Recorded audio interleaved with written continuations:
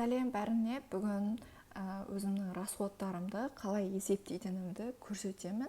Мен бұны Google Sheetпен жасаймын.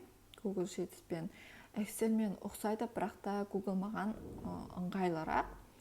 Example деп бір файл аштым. Сізге бірінші файл ашу керек, содан кейін оның ішінде екі кесте құрастырасыз.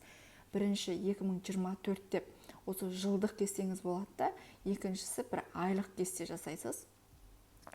Бірінші жылдық кестеге, мысалы, осы айдан бастаймыз десек, сіз мына жерге алдымен кететін шығындарыңыздың категориясын жазасыз.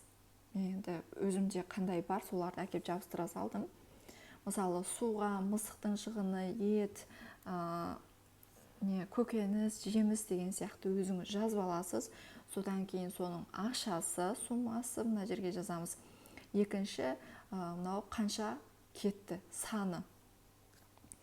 Жылдық кестені осылай пока құрастырып қойып қоясыз. Енді айлық кесте. Айлық кестеге де тура осылай, мысалы, күні, ақшасы, саны, аты, категориясы деп бөліп қоямыз да бастаймыз. Енді ішін қалай жасайтынымызды көрсетемін. Data, собачка жазасыз. Собачка жасағаннан кейін астында мысалы date деп шығады. Соған date'ті қайсы күн, мысалы 4 күнгі шығын болса 4 күнгі деп жазасыз. Өзі шығады осылай. Содан кейін категория құрастырамыз. Категорияға да собачка. Собачкаға мына жерде drop downs дегенді таңдайсыз да new жаңасын ашамыз. Мына жерде дұрыстап қараңыздар, бұл маңызды жер. Мына 4 бұрышты бассаңыз, қайсы кестенің іші ұяшық дейма, қайсысын таңдайсың деп сұрайды. Сол кезде мына бүйтіп қалай бүйтіп тартса, қай жерге дейін баратын көрсетеді. Мысалы 23-ші ұяшыққа дейін деп. Көбірек қып жазу керек, өйткені категория бәріне керек болады. 200 деп жазып қояйық қазірше. Категория бәріне шықты. Енді қараймыз. Мына жерде drop down дегенде ішіне не болу керек? Таңдайтын, не таңдайсың деген заттар ғой енді. Мына екіншісін таңдайсыз. From arrange деген соған 4 бұрыш таңдайсыз. Қайсы ұяшықтарды таңда деп шығады. Сосын мына жылдық кестеңізге барасыз да, жаңағы жазып қойған категорияларыңызды аласыз. Окей дегеннен кейін міне категорияларыңыз дайын. Өзі шығарып береді. Бұған түс ауыстырып қойсаңыз болады. Мысалы, судыкі көк, мысығымдікі қызыл, еттікі ашық қызыл дейма, в общем, осы.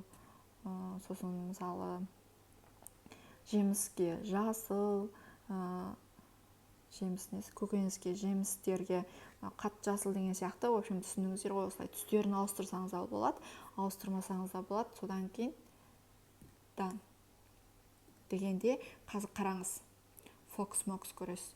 Мына категория дегенде дайын тұрады. Таңдай саласыз. Енді қараңыз, бұл не үшін керек бізге? Бұл тұра тұрайық, мына жерге тағы бір кішкентай кесте құрастырамыз.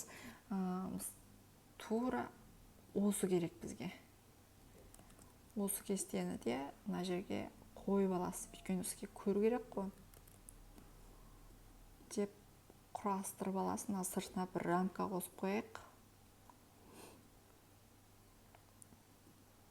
Деген сияқты кішкене түрі жаман болып. Деген сияқты бір рамка қосып қоямыз да, енді былай болады.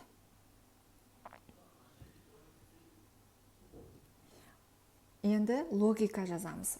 Теңге деген жерге сіз мына категорияны таңдаған кезде, мына жердегі сумма, мына жерге өзі бар қосылу керек. Бұған логика жазамыз. Қандай? Тең деп жазасыз. Sum if. Осыны басқаннан кейін бірінші value бізде мына е бар ғой, мына е деп тұрған, мына категория дегендегі колумнды қайсы колонда тұр сол. Содан кейін мына жерге үтір керек. Екіншісі мына су дегенді басасыз. Одан кейін тағы да үтір.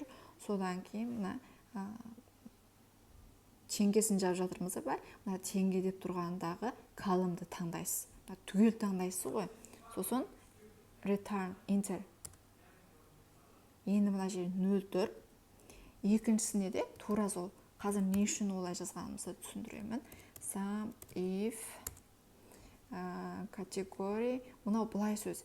Егер мына категориядағы ішінде қандай таңдалады, сол мұнаның ішіндегі валюға ұқсайтын болса, G2-ның ішіндегі валюға ұқсайтын болса, онда мына C-дің ішіндегі валюды қосасың деген сөз. Return, enter. Енді тағы бір мәжік көреміз. Келесі енді қараймыз. Теңге болса, мысалы деге 1000 теңгеге 1 литр су, 1 литр су алдым. Сода су дейікші, сода су алдым. Жоқ, газды су дейік. Газды су алдым деп қойық. Сосын мына ішінен таңдайсыз су.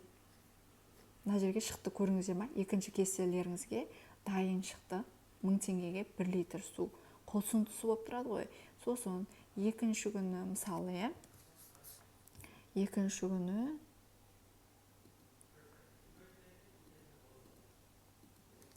күні мен 500 теңгеге 0,5 су алдым. Жарты литр жай су алдым деп қояқ. Мына жерге де категория су ғой, енді су деп таңдайсыз. Қара, 1,5 литр су. 1500 теңгеге осай 1,5 литр су ішкенсіз. Енді бұны жылдыққа жазу үшін былай істейміз. Сіз формасы жаңа дайындаған кезде көрсетейін, бұны қалай жасайтынымызды. Бұғанда тең дейсіз. Тең дегеннен кейін екінші кестеге барасыз. Екінші кестеге барып, тура міне 1500 деген.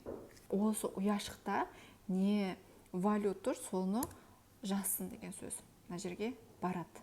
Екіншісіне де тең, бұл жерге саны ғой. Сосын аласыз да, бұны төмен бетіп тарта саласың, бәріне бірдей барады. Бәрінде бар. Формула бар деген сөз. Формула жаздық. Мына төбесін көріп тұрсыздар ма? Формула бар бәрінде. Бұл бос тұр, бірақ та формуласы бар. Қазір сіз мына жерге суммадар енгізгеннен кейін мынаны тарта салайық. 0, бірақ та бәрінің формуласы бар. Көріңіздер ма? Логикасы тұр. Міне sum if деген. Жоғалып кетті.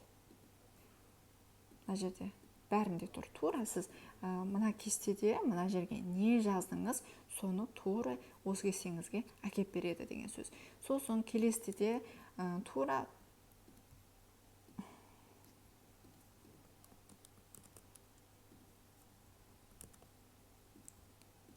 келесі айда да кесте жасайсыз деп ойлайық. Мысалы, сонда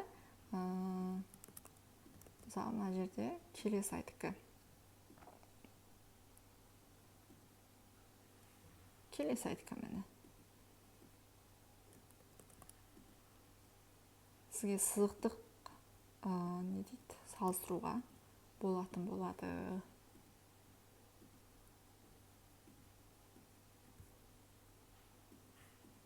Міне, келесіде де тура осылай жасасыз, сонда мына жерге валюдар шығып тұрады, салыстыра аласыз. Мысалы, өткен айда 2000 теңгеге су ішіптім, осы айда 500 теңгеге су ішіптім. 1 литр су алыптым, өткен айда жарты литр су алыптым деген сияқты. Мына өте майда шүйде емес, категориясын өзіңізге ыңғайлы қылып жасасаңыздар болады. Тек жейтін зат емес, мысалы, тамақ, транспорт, одан қалса мысалы квартира, квартплата деген сияқты категорияны үлкен категорияға бөлсеңіз де болады. Менгі мысалы мына жерде тек қана тамаққа байланысты жасадым. Осылай тағы сұрақтарыңыз болса маған жазсаңыздар болады, жауап берем. Люблю.